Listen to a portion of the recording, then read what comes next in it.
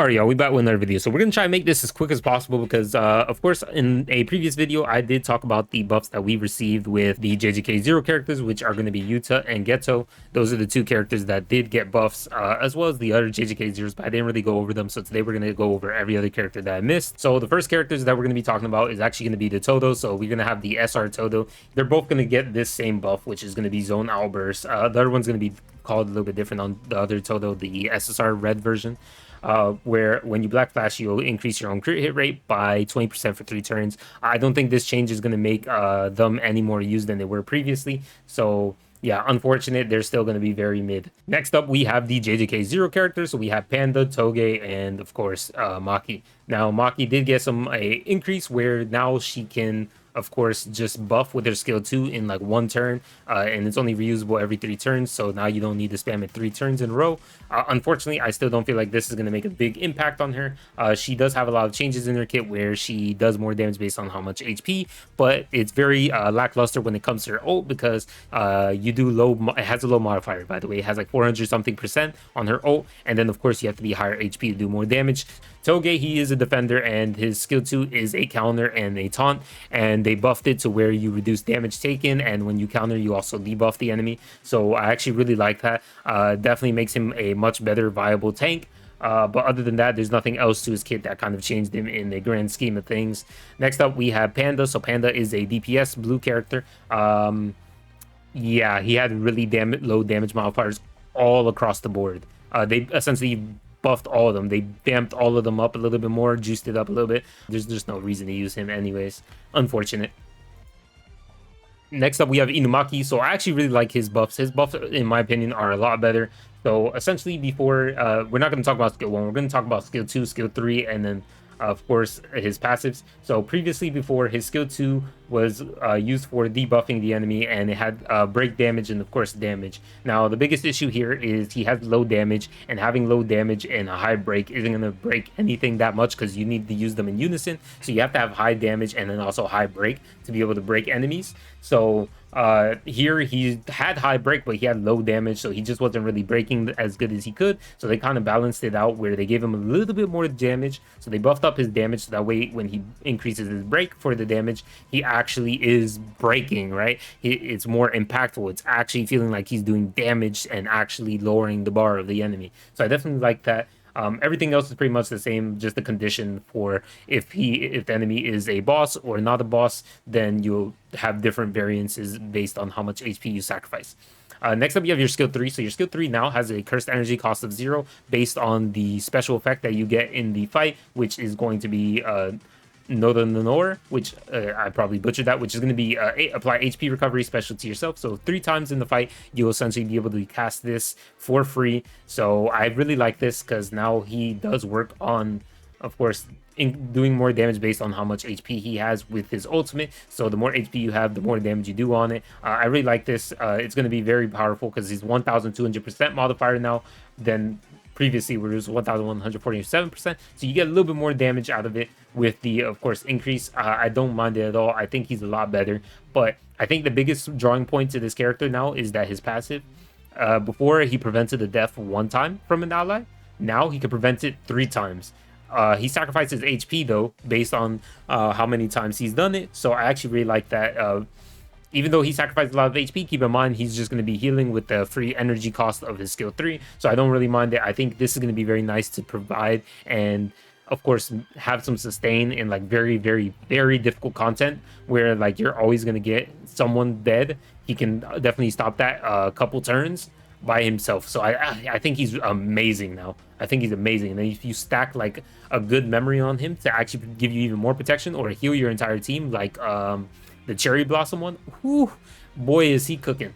Yep, I really like his change overall though. Let's move on to the next character though. Next up, we have Panda. So as you know, Panda was a character that came out at launch. They've already buffed him. Of course, his, skills all being high energy cost was a very large detriment to him. You couldn't use him reliably as a tank just because everything costed so much cursed energy.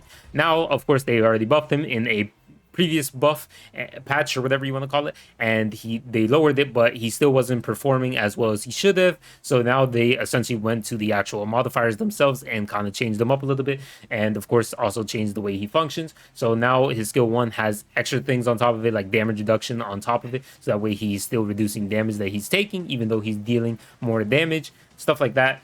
I really like that overall. It's just, it makes him a lot better CC, so he can increase taijutsu damage and still reduces the damage that he receives. So he's not going to feel like a very squishy like glass cannon once he goes into gorilla mode. And then on top of that, his ultimate definitely is going to have a little bit more damage than it did previously. But I think the biggest thing about him though is actually going to be the passive that they changed up, which is, I mean, excuse me, not changed up, but added, which is really strong. Because as you know, Panda, once he ults, he goes into gorilla mode, you're unable to fill ultimate skill gauge, right?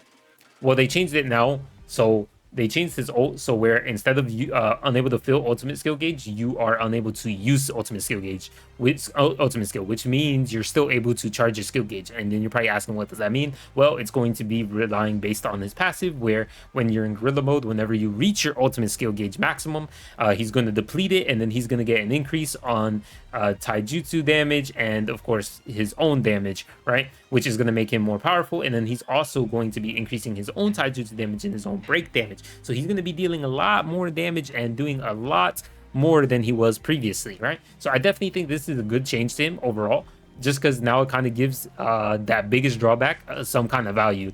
Now he goes to gorilla mode, he's not going to be completely wasteless without being able to use O. Now that he won't be able to use O, he's gonna at least get some major buffs while he doesn't have his O. Next character is the worst SSR in the game, which is going to be Maki. So they did essentially what I thought that they should have done with the character. So I don't feel like there was much to change about her. Her main role was to be an attacker character, but I still feel like it's a little bit lackluster. So here, they just essentially just buffed up all the modifiers. I don't really like what they did with skill 3. Skill 3 is now on a 2-turn cooldown. It is a lot more damage than it was previously, but the 2-turn cooldown kind of makes me feel about it, right? Ultimate, nothing too crazy. I'm not even gonna hold you. It is really not that crazy. It's just like 150% more. And then of course they did add a addition to her passives, where she's like a mini Toji now, where she can recover her own HP, reduces her own damage, doesn't evade or anything like that. But now you do more damage based on how many enemies are in the wave. So if there's 4 enemies, you can get 123%. That's a massive boost, but I don't think that's going to be anything crazy to make you use her. In this type of game, there's not really a lot of content that you're going to be blitzing on the first turn. That's ridiculous. It's definitely not going to happen with a Maki. So yeah, unfortunate for her. And of course, if you're going to be doing other stuff like, you know, story, for example, maybe you can use her there, I guess, right? Like first turn you'll probably clear out the wave, go second turn clear out the wave, and then go third turn. Actually, I'm not gonna lie to you, she probably still wouldn't be able to clear out the wave, to be honest. With 123% and these low modifiers, she probably still wouldn't clear it out. I'm not gonna hold you.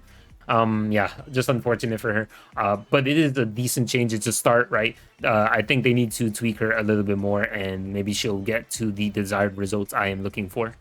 Next up, we have Junpei. I'm not going to go really too in-depth on Junpei. Junpei essentially is just like, he's a tank character. It says obstructor, but nobody cares about that. We use him for his skill 1 and his skill 2, where he can tank and obviously poison the enemies. I really like that he can do good damage now. I don't think it's going to be anything crazy damage. Like I said, only reason I was using him previously was for, of course, his effect, where he decreases the enemy's curse damage by 32%. So in very difficult stages where the enemy does curse, you can just keep spamming skill 1 and you don't got to worry about anything. Costs you no curse energy. He does more damage on his poison based on how many stacks of poison he's doing to the enemy, right? So you'll do more damage. But yeah, anyways, he does more damage based on how many times he keeps poisoning them. The more that he keeps poisoning them, the more damage he does. Like I said, we're not using him for his poison or anything. We're just mainly using him for his skill 1, where he can decrease curse damage. And in stages like that, where there's only one boss that does that and does curse damage, he's gonna succeed there and overperform. So yeah, nothing of a crazy change. Next up, we have Blue Toto. So I actually think Blue Toto might actually be a lot better than he was previously. So the biggest issue with him is he wasn't dealing enough damage, and I feel like there was just much better characters that you could be using. but now they changed the way how you would use his skill 2, where obviously you would use his skill 2 to stack, but now they added conditions too, where based on how many times you've activated it, you can do more damage. So I'll kind of give you an example. As you can see, if you have 3 guidance stacks on it, right, you're going to be dealing 80%. You're going to increase your own damage by 80% before attacking, right? And this is going to go the same for a lot of his skills, especially his ult. So you're definitely going to be wanting to stack those, of course, Taka-chan's guidance, which is definitely going to help him do a little bit more damage than he was previously. And this is going to, and then he's obviously going to, of course, they had to add this. I really think this is really good, because now at the start of battle, he's just going to have straight up 2 stacks of this, which is really good. Excuse me, not 2 stacks, 1 stack. 1 stack of this, right? No, 2. I think it's 2, okay? It says 2 times. I think that's a lot better. And then, of course, having zone outburst will increase his own crit rate. He might actually be dealing a lot more damage than he was previously. Keep in mind, he is a single target. But I think he's going to be a lot better now, because now you're probably going to be able to spam him a lot. So I'm definitely going to do some testing with him and see how he performs. But he's looking really nice now. Next up, we have Megumi. So Megumi did get a major overhaul, increasing his whole damage all across the board, practically everything. In my opinion, I still don't like the way he functions, because he's very similar to me, like to Panda, where you have to get your ult off so you can get the extra additive effects, where you have your Divine Dog Totality, which will then increase your overall entire kit. So I don't really like that, because in very difficult content, you would essentially have to get your ult off and then get your ult off again to do the maximum damage output. So it's very iffy. It's very iffy. I really wish he had like a much easier way of actually getting his Divine Dog out, rather than just his ultimate, kind of like the Green Megumi, where he can just use his skill 2 and he'll get both of his dogs out, and then like his whole kit would just do more damage. But he's definitely going to be a lot better, definitely going to be dealing a lot more damage than he was previously. I don't see any problems with that. Like, he's going to do way more break damage as well, so he is going to be a lot better at breaking enemies than he was previously. So he might be a dedicated blue breaker, depending on the situation, while also being able to debuff and do good damage. As you can see here, he was increasing own damage by 50%, but now you increase the damage by 80%. But remember, effective when they're in break status, so you still do have to break them. But like, look at this. 40% increase of the ultimate skill charging rate, and then 20% if you don't have it. Like I said, you got to be in your ult, your Divine Dog Totality, so that way you can get the maximum output out of him. That's the only thing I don't like to him. But other than that, I definitely think he's going to be significantly better than he was, and I definitely do want to test him out and see how he performs. Next up, we have Red Panda. So I'm not really sure why he got a buff. I'm not going to lie to you. I really thought his kit was actually pretty decent overall. I didn't think it was really any bad issues, but I guess they just decided to buff it anyways, which I don't have a problem with it. They just did it because they were like, all right, I felt like doing it. He definitely got a lot to him, while obviously, his Kalpas counts are going to be a lot easier to manage, and you'll be able to get them a lot better.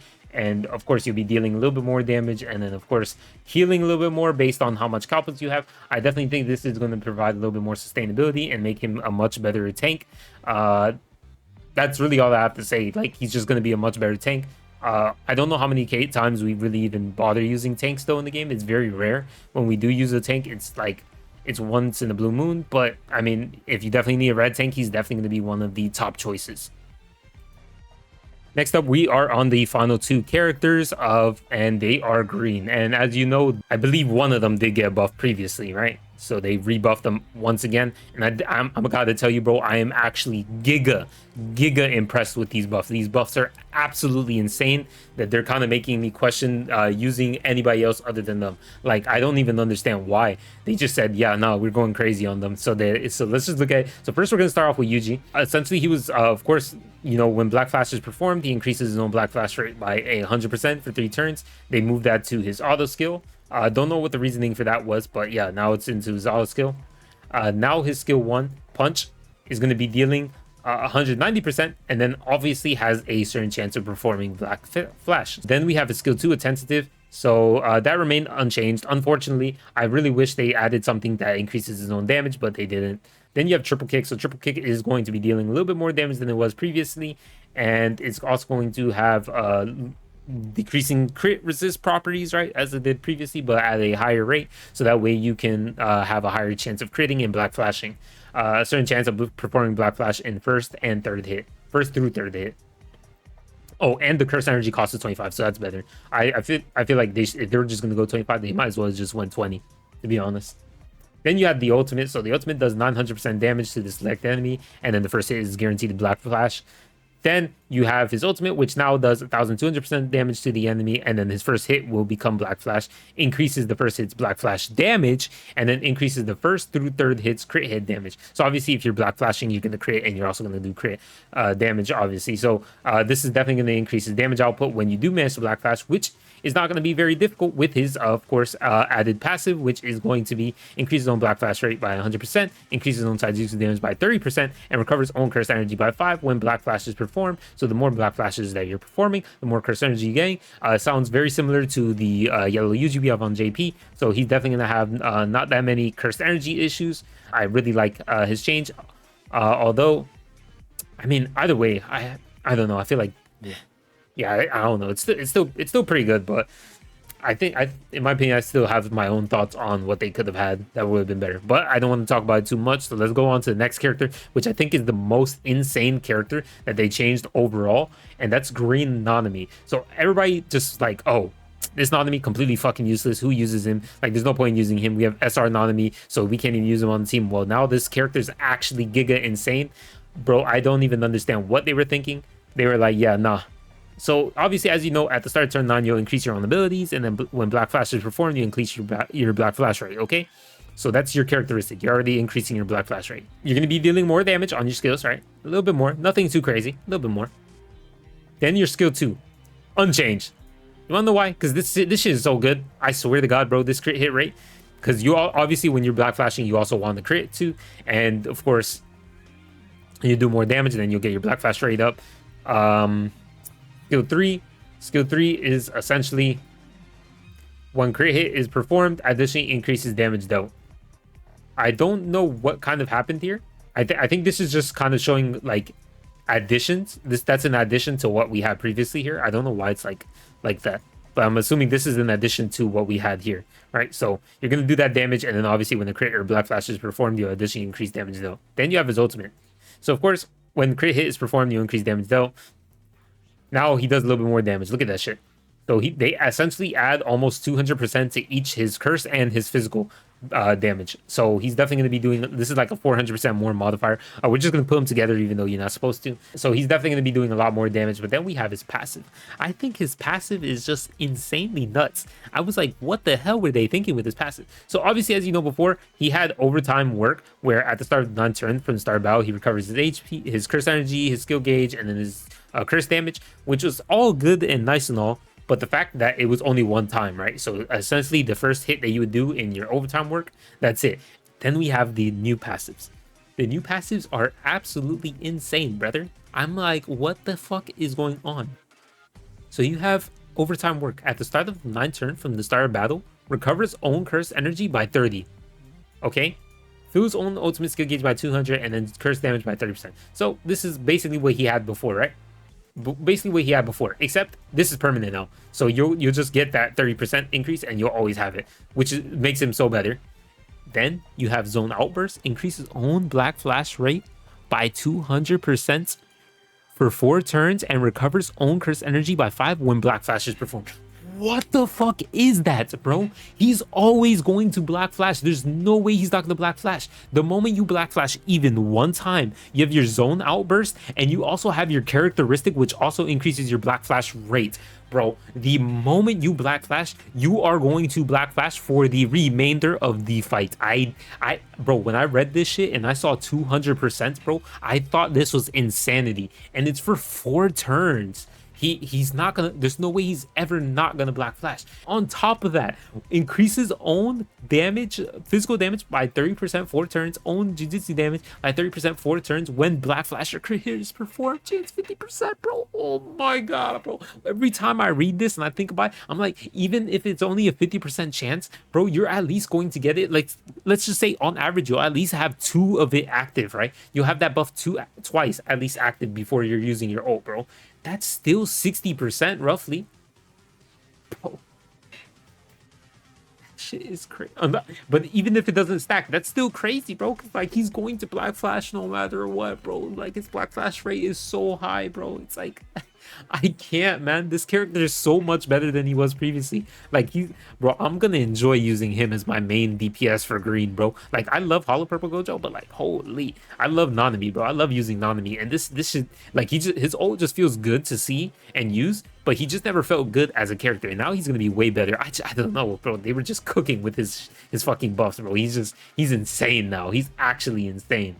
Like, what the fuck, bro? I just can't, dog. He's so much better than he was previously, bro. So I can't wait to try him out, bro. Because I have him almost max dupe on global. I want him to come. I want these buffs to come to global immediately. Please, for the love of God, skip the first patch of buffs because those shits were ass, and just go straight to the second patch, bro. Don't even bother with the first patch. Go to the second patch and just buff up everything. Use all of them. Just do it. Just fucking do it, please. Just put him already. Put him up there, bro. Please. But god dang, he's cooking. Anyways, that's the end of the video. I don't want to drag it on any longer than it needs to be. It's a pretty long one. It's just I felt like there was a lot to talk about and there was a lot of buffs and changes. So yeah. Anyways, I'll see you guys in the next one. Peace.